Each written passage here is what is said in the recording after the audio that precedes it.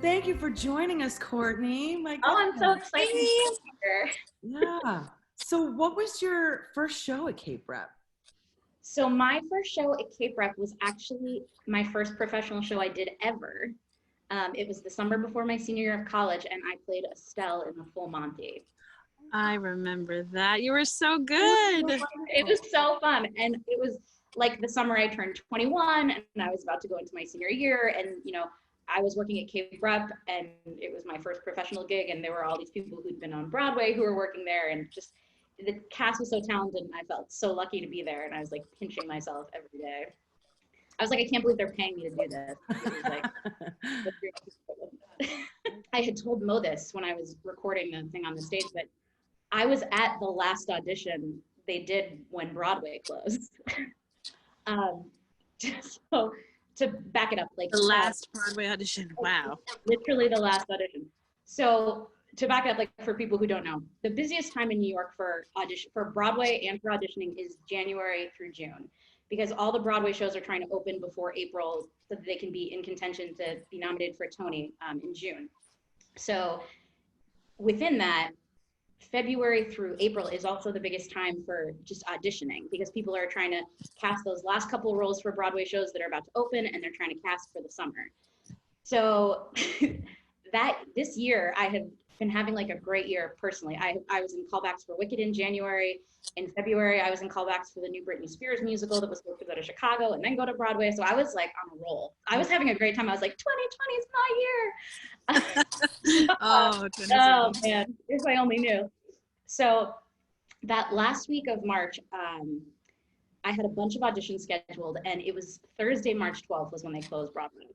And that day I had gone to an audition, and I was talking to my boyfriend because we were supposed to have like this romantic dinner that night, and he was working, he's a lighting designer, and he was working on Who's Afraid of Virginia Woolf at the time. So, I'm sitting at the audition, and we're like texting about like, should we go to a wine bar? Where should we go? And I'm waiting to audition. I give them my headshot, and they're like, we'll line you up in like 3 minutes, go to the bathroom. So I'm sitting down, and all of a sudden I get a text from my boyfriend, and he's like, they closed Broadway. And I was like, what? What does that mean? What? And I thought this was like, haha, very funny. Then he starts sending me these pictures of like them tarping over the seats and like tarping over the light board. And I was like, oh my God. So I'm sitting there thinking like, they haven't announced anything yet. I'm hearing it because physically in the theater. So I kind of look up from my phone, and there are maybe like 12 people in the room. Like everyone is going to audition, like in the holding room.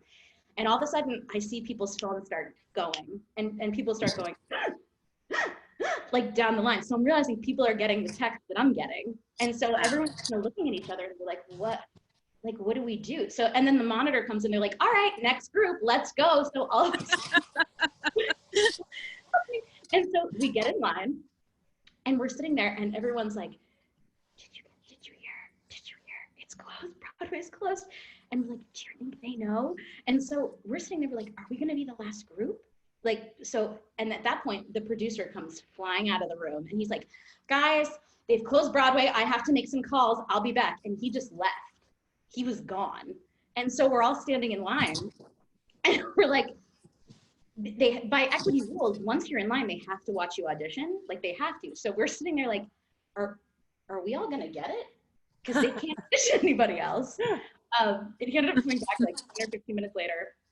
We gave up, we did the auditions, actually killed it, by the way. So I was like, I'm gonna get it. So, and then we were the last group that auditioned, because Equity then, Actors Equity, the union came in and they closed down auditions. And I went home that day, and I went to work that night at the restaurant, and our CEO, I work for the Polo Bar in New York City, which is owned by Ralph Lauren. And the CEO came in that night and was like, we're going to try to stay open, because nobody knew anything. They were like, we're going to go minute by minute, hour by hour. And it just, that Sunday I got an email that said the restaurant's closed. And I was telling Trish earlier, my parents are in their 70s. So I was like, I got to go home, because I don't, like, if something happens, I want to be able to be there if something happens to them. So yeah, it was wild. I was at the last audition. Oh my God. God. I shut down Broadway. So did you acquire any special skills over this time? Anything interesting, anything funny? No. Let me think. I've been playing the piano a lot more. I've been working out a lot. I just ordered a tap floor so I can like tap dance in my home and not scuff up my floors. I was cooking a lot more. I always have cooked, and but I was making my parents these like 3-hour fancy meals during quarantine because I had nothing to do. Nothing but time on my hands. So yeah. And I mean, I think one of the most interesting things to me about all of this is that the arts are shut down. Right. And arts, music, theater, TV, that's what's gotten people through quarantine. Right. Like, what would we have done without Netflix, without music, without, being able to go on YouTube and watch, your 50 favorite alphabas sing the end of Defying Gravity. Like, I mean, what would we have all done? That was how you like get through the day and kind of forget a little bit. And I think it's so important to bring the arts back. Were you driven to do the pieces that you chose to do for November Project? Was there just something in mind that made you go, this is what I feel like I want to do now? Yeah. Well, it was funny. I texted Susan because I knew she was on the Cape, and I was like, hey, do you want to like get coffee or a drink? And she had messaged me, and she was like, oh my God, I didn't know you were here. Like, come do the November Project. Well, and she said, so glad it worked out because I saw that you were here, and Susan Nicholson, who did our beautiful lights.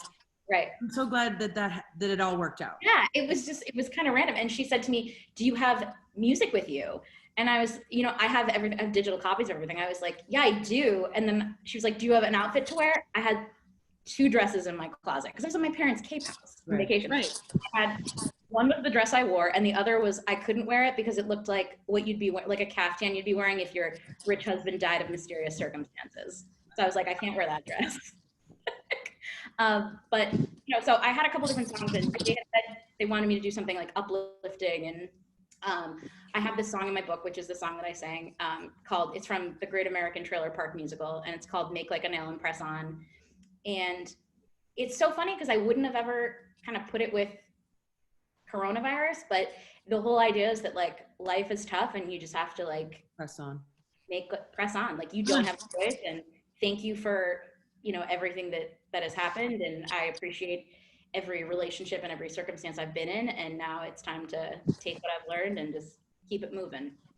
Absolutely. Kind of what we all have to do for a while of time. And it was a friend of yours who played for you, right? Yeah, it's my friend Matt. We hadn't seen each other in 6 months because of COVID. So he came to the Cape with me for 2 weeks, and they said, do you have someone with you who can play? And I was like, ironically, yes. So he brought his little iPad of music, and we were like, scratching out the chords and, practicing on my parents' organ that they have at their Cape house. Your organ. An organ from like the 70s. It's hilarious. That's awesome. But so we're like practicing it on the organ, and then we came in and did it. And then the second song that I did, Mo just kind of asked me like, do you know any of these songs? And one of them was Gaga, and I was like, yeah, I love her. So So that's awesome. So did it feel good to be on Cape Rep stage again? It felt so good. I didn't realize until I stood on the stage, I haven't performed on the Cape Rep stage since 2011. Wow. I know. I've tried to come back a couple times, and they've asked me to do some stuff. It never worked out. But it felt so good. It felt like coming home again. Because like I said, Cape Rep is the first professional theater I ever worked for. So every time I come in the doors, it's, the way it smells, and it felt like coming home again. And it felt so natural, which that's maybe the part I didn't expect, how natural it would feel to step on the stage again and be under the lights and be, doing tech and getting notes. It felt like it hadn't been 6 months. It felt like it was just yesterday. And I think that speaks to, how ingrained this is in all of us. And I think it also speaks to how wonderful Cape Rep is, that it felt like just like no time had gone by at all.